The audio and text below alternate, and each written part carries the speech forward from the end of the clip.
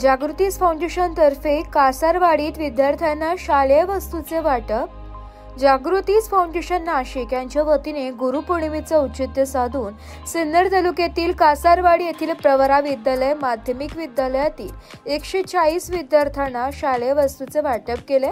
दीप्ती कर्डेल यांच्या संकल्पनेतून हा उपक्रम राबविण्यात आलाय।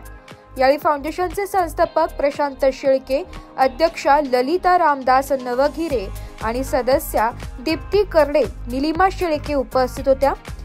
या उपक्रमासाठी द सिक्रेट ग्रुपच्या संचालिका डॉक्टर नीलम कुमावत, शुभम नवघिरे, लालू पावरा, गौरी दिवाण, पल्लवी फगरे, स्वाती सावंत, शरयू शेळके, सरिता जाधव, मेघा पाटील, चेतना झोमन, सुनीता बाविस्कर, मनीषा रावळ, ज्योत्स्ना अभंग, शीला त्रिभुवने, चारुशीला भांगरे, कविता मेघा, जयश्री देवते, शोभा वैद्य, मायरा मिर्झा, संगीता शेजवळ, सुवर्णा पाटील, आरती आहेर, मयुरी उपाध्याय, योगिता बागुल, प्रतिभा गायकवाड, वासंती जगदेव, प्रतिभा शिंपी, नयना गायकवाड, मिशा मिर्झा, सनिता पाठक, छाया कोठावते, क्रांती महिरे, धनश्री गायधनी, संगीता इंगोले, वैशाली बाबळे इत्यादी महिलांचे सहकार्य लाभले।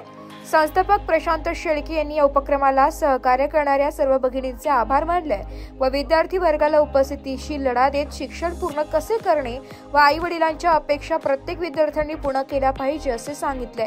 ललिता नवघिरे यांनी विद्यार्थ्यांना मार्गदर्शन करताना सांगितले की पालकांनी मोलमजुरी करून शिक्षणाचा खर्च पुरवलाय, त्यामुळे त्याची जाणीव ठेवून विद्यार्थ्यांनी अभ्यास करणे खूप महत्त्वाचे आहे। त्यांनी सर्व महिलांचे आभार मानले आणि भविष्यातही असे सहकार्य लाभेल अशी अपेक्षा व्यक्त करत विद्यार्थ्यांना शुभेच्छा दिल्या।